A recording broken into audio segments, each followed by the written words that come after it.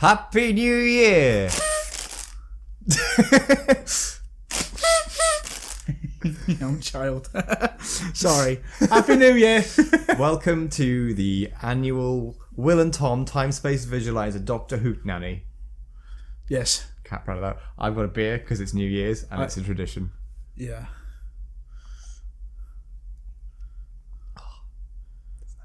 I'm a little bit jealous. I'm not gonna lie. Do you like my Star Trek glass? I do like your Star Trek glass. It's very Doctor Who-y. It's adjacent, I suppose. It's, yeah. You know, friendship is universal, guys. Whatever that was all about. That's a good way to start, actually. Do you remember that thing? No. That over the summer, it was when Doctor Who and Star Trek were at Comic-Con and they launched like a sort of cross-promotional type thing where it was like, oh, friendship is universal, and there were some like nice montages put out by the official Star Trek channel and the official Doctor Who channel, and it was sort of like, oh, you know, that was quite sweet. And there was like a mobile game or something that crossed over. It was basically just like Doctor Who and Star Trek Candy Crush. And then Russell T Davies and I can't remember his name, the showrunner of Star Trek at the minute, did a panel at Comic-Con together. That was good fun. But nothing really came out of it. It was all quite sweet. What we usually do this is sort of talk about Doctor Who through the year and the announcements and stuff, but because most of the announcements this year have been sort of tied to Series 1, which we have reviewed every episode of and done a retrospective of the first series in general, we thought we'd just sort of leave Series 1 because we need to for our own mental health at this point. Yeah. Some of it was really good, some of it was really shit. There we are. Yeah. that sums up Series 1 perfectly. In every aspect. I'm talking writing, acting, music, direction. Some of it really good, some of it really bad. Bosh. Yeah. That's Series 1. And Joy to the World, which we have literally just filmed a review for, which you would have seen yesterday, hopefully. And if you haven't, go watch it after this. But this video is much better, probably. Yeah. This is mostly really then just run up to Christmas announcements, really, from, I'd argue, Children in Need on to well, I mean, Christmas. I suppose the biggest announcement we got this year for the future was the stuff at Comic-Con around the war between the land and the sea, which we still don't really know much more about. There's not been anything sort of murmuring. So it's still saying sort of like a late 2025, but if we end up getting a gap year in 2026, I could see them maybe pushing that back to 2026 to fill the gap a little bit. I don't know. But I can't really think of anything else that isn't tied to Series 1 or Series 2. Like there's been casting announcements and stuff for things, but they've been and gone. We've got Rose Ayling-Ellis next year in an episode. We've got the trailer for next year, which we didn't really talk about in Joy of the World because it is only like 20 seconds long. We definitely got a longer trailer last year. I've checked. Yeah. And considering it's all in the can, it would have been nice to have a full, especially if it's supposed to be starting earlier. And my birthday's on a Saturday this year, so new episode of Doctor Who to watch. Hopefully they'll keep the midnight releases because we're going to be out and about in Cardiff for my birthday. So that'll be watched very hungover on the Sunday or when we get back in. Probably both. Definitely both. Yeah. No, I'd guess we'd start then with the announcement that we were getting War Games in colour. And it's also happened now as well. Yeah, it has happened. It was 200 minutes of footage, black and white, reduced to 90 minutes. It was more than 200. Yeah, it was a lot more than 200, closer to 300.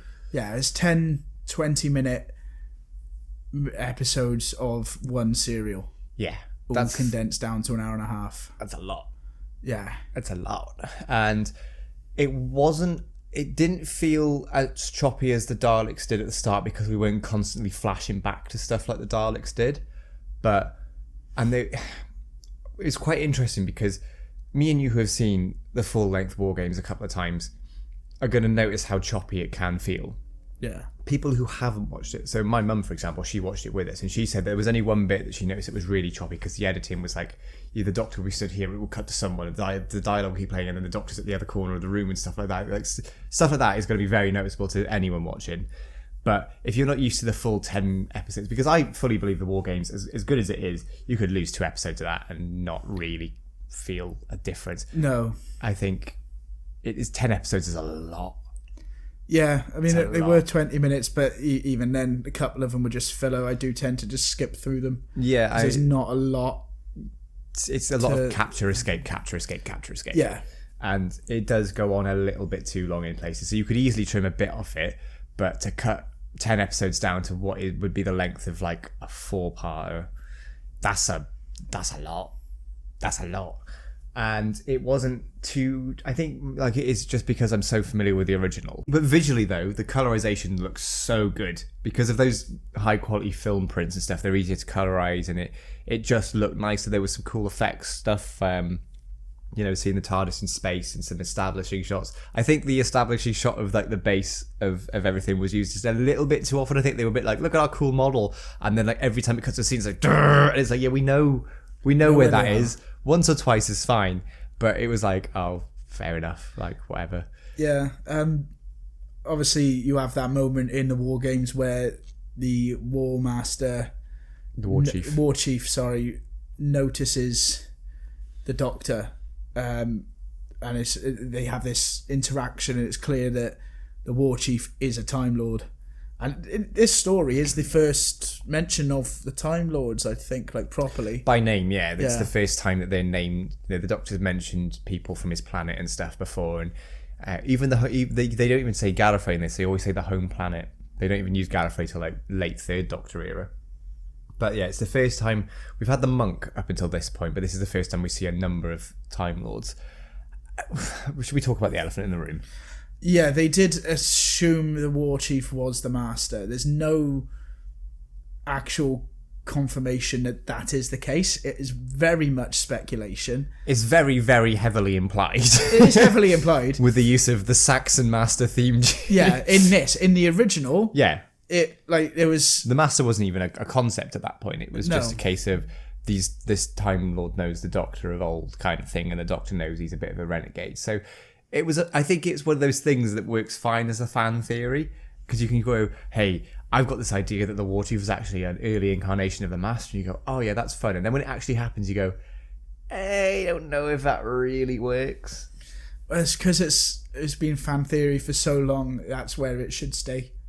There's a few things in, like, anything really that is perfectly good as a fan theory, but the second it becomes canon, it's just like, well, what the hell is this? Yeah, I completely agree. It never quite works out how you'd envision it. Yeah.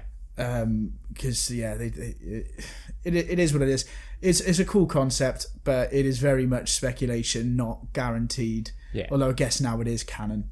Well, this is the thing. It depends on your point of view, because yes, the War Games is the same story and everything, but it's presented in a slightly different way anyway. It's cut down, you miss out a few bits and pieces here and there. So if you never watch the War Games in colour, you'll never know that the Master is implied, the War Chief is implied to be the Master.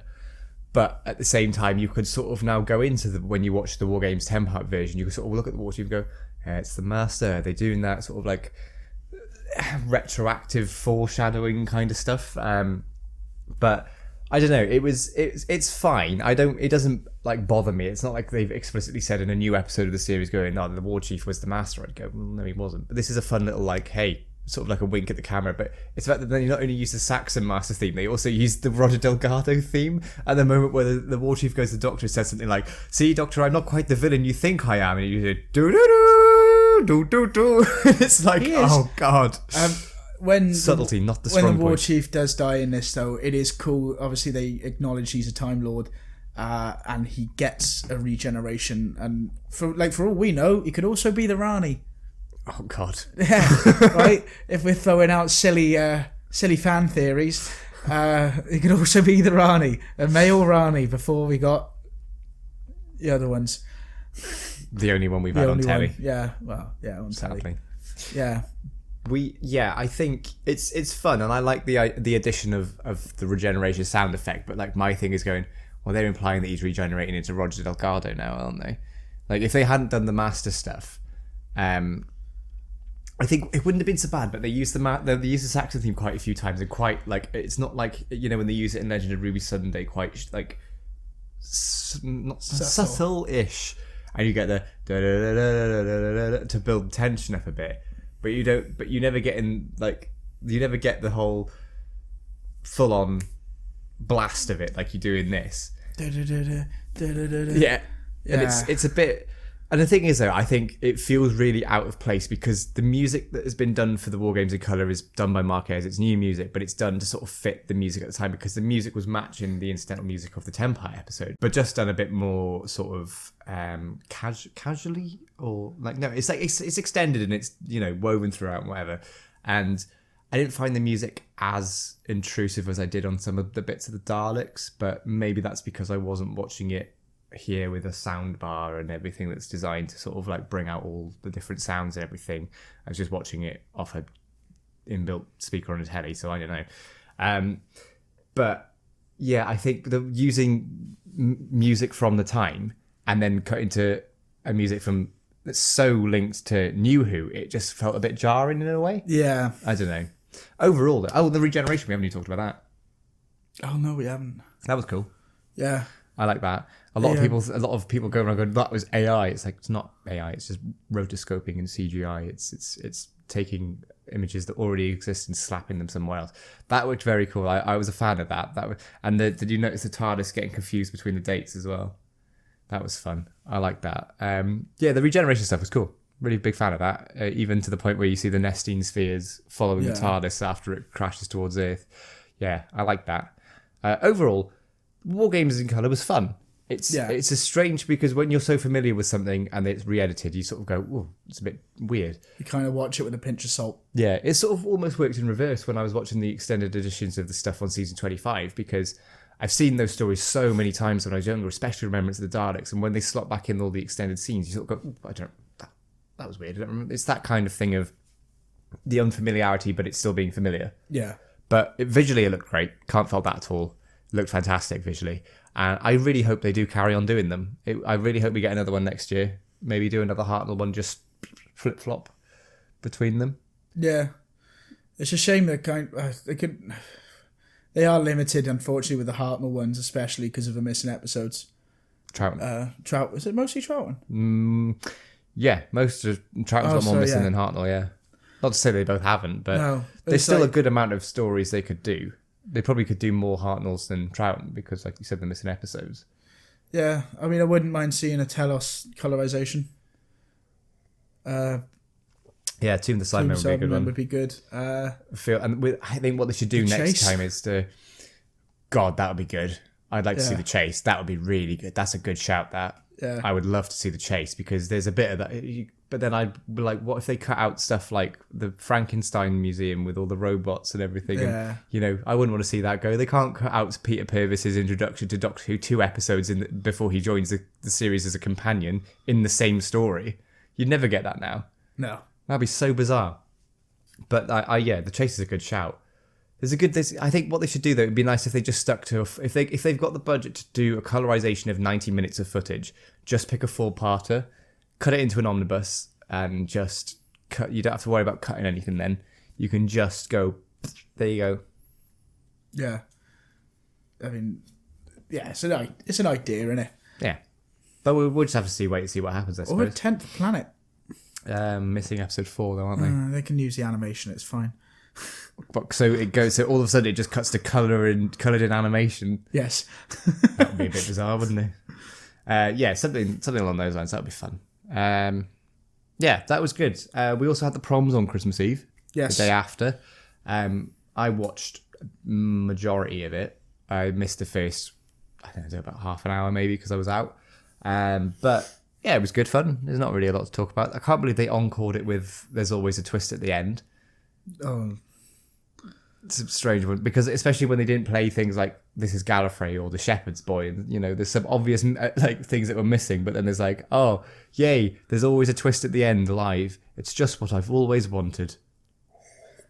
Yeah, I need to go back and watch that, to be honest, because I still haven't watched the proms. I've been too busy.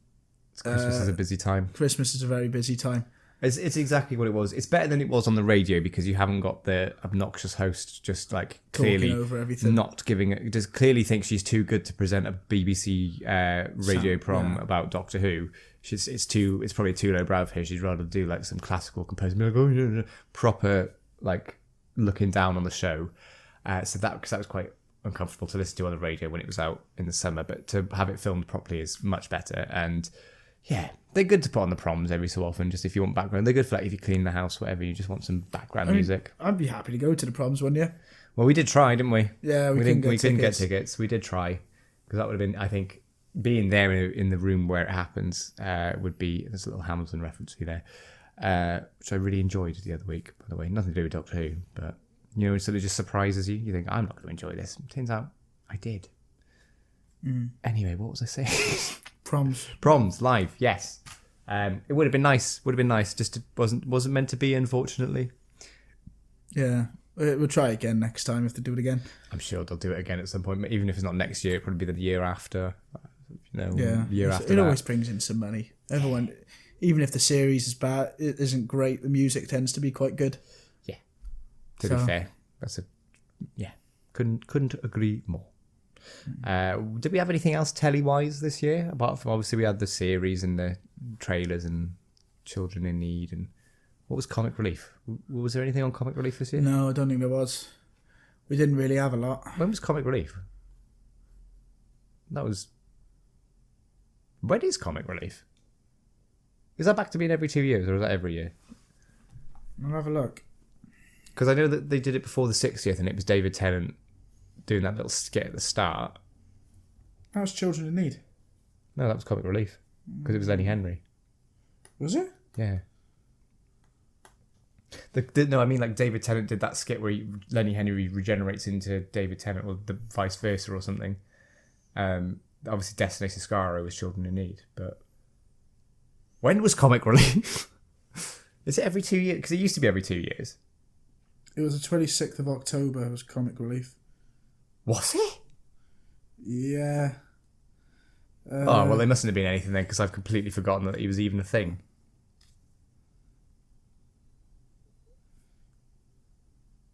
And Children in Need was November. That's when we got the special for... Yeah. That's when we got the announcement of Joy to the World. Yeah. So there wasn't really anything else to talk about telly-wise then, really. Big Finish have been putting out some more stuff. I'm trying to do this without spoiling it for you because I don't want to do that. There's been some fun releases this year and some more dartboard releases. I haven't listened to everything because I do not have the disposable income to listen to anything, and quite frankly I don't know how anybody does because they churn out so much stuff. But we finally got the conclusion to the 11th Doctor Chronicles. By far and away the best Doctor Who run Big Finish have done in the last 10-15 years. Well, it's easily the best of the new series stuff they've done by a country mile. It's so good. When we get to the end of the 8th Doctor, we will be reviewing them on this channel because they are fantastically good. The finale that we got at the start of the year, February I think it was a perfect finale to the whole series, tied up everything, character stuff wrapped up, and it's nice. It's one of those things where Big Finish have gone, we stick to our guns here and we're just going to do this one series spread across in like a few volumes across the years. We're not going to keep bringing it back and do this, but because it leaves you wanting more, but it sort of leaves you satisfied going, everything that I wanted from this series has been done, and I can't wait for you to listen to them because you're going to love them. 8th Doctor stuff has been continuing past the sort of dip of last year, early this year. We've had some 3 box sets this year. Yeah, I was going to say you had a Pertwee box set this year, didn't you? Oh, I was still talking about the Big Finish stuff. Oh, right. Yeah, we've had 3 8th Doctor boxes this year. One of them was alright, the other one pretty good, and then the most recent one, fantastic. I'm not going to get into the details. That's the release order they were in. If you're a Big Finish fan, you know what I mean. I'm talking about Echoes, Reflections, and Deadly Strangers. Deadly Strangers was fantastic. I really enjoyed that. Even though the first box set, Echoes, wasn't great, first story I really enjoyed. Just trying not to go in. I'm trying to do this without spoilers because they all take place in different parts of the 8th Doctor's timeline, and I don't want to... That was my thoughts on Big Finish. Thank you for Big Finish Corner. Merch-wise, what have we had this year? A sonic screwdriver. A sonic screwdriver. Well, we've had about 3. Yes, true, because they There was can like change the gold one colour. of the 14th Doctors, which I didn't get because it looked a bit shit. Yeah, we had the blue original one and we had the red one, which we did get to see in Joy to the World, which I think is a nice one, to be fair. I think that's kind of... I said it earlier, but I think that's kind of why they've gone for that design, is because you can do a lot more to customise it and it be noticeable than with a little handheld screwdriver where your hand's covering the bulk of the device anyway. Yeah, I think merch-wise has been pretty solid. There's been some books that I haven't managed to read or buy yet. There's been some comics which I never read or buy anyway. Box sets, lovely collection box sets. They just keep going from strength to strength. The work that goes into those is fantastic, not just from a content point of view in terms of what's on there. The restoration work, the actual boxes themselves, they are just... I don't mind spending 60 quid every couple of months on those, on episodes I've seen a million times. I already have on DVD anyway, because they just look so pretty. And they are collapsing the shelves of my very flimsy bookcase at the minute. So let's hope that it can manage in a couple more weeks before I get a new one. Recently they've announced Series 7, John Pertwee's first series. We've had Series 25 this year, which has been a real contender for best box set of the whole range with the amount of extra stuff. There's like new interviews, new documentaries, extended episodes, new effects, new sound, blah, blah, blah, the usual shabam. Just fantastic. And I will continue. And they started doing them for Blake 7 now as well, with new documentaries and new special effects and remastered picture and everything. The boxes aren't as pretty, but it's a major first world problem, to be honest. Yeah, merch-wise, I can't think of it's been anything else. No, I don't think they have. It's been figures. There's been some new figures. If you like figures, I'm not bothered. I did when I was a kid, but I'm not really. I can't afford to collect everything. No. I'd love to be able to. No. Any other business of the year that we've missed? I can't think of anything. Obviously, we had the some losses as well, which is always sad. People like William Russell, that's very, very upsetting. But I can't think. There's not really been. It's been, apart from the fact that we've had a new series for the first time in ages. There's not really a lot else to talk about because we've done it all. Yeah. Well, Happy New Year. Yeah. I'm so sorry to anyone wearing headphones.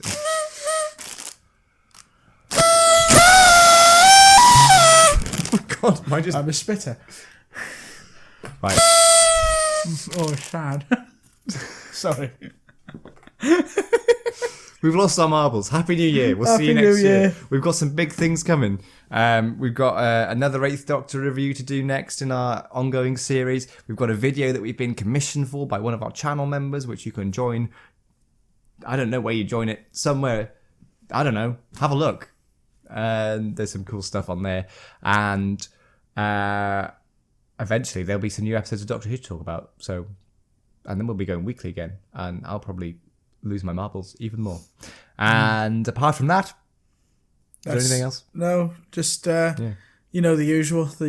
Please like, share, and subscribe to the channel. Keep us going because we really do appreciate it. We do enjoy doing this. It is good fun, and we just love Doctor Who, which is why we're here in the first place. It'd be really awkward if we didn't. Yeah, it would be. But yeah, apart from that, have a lovely New Year's and best of luck for the year, I guess. Yeah, all the best for the rest of the season. Ta-da. Ta-da.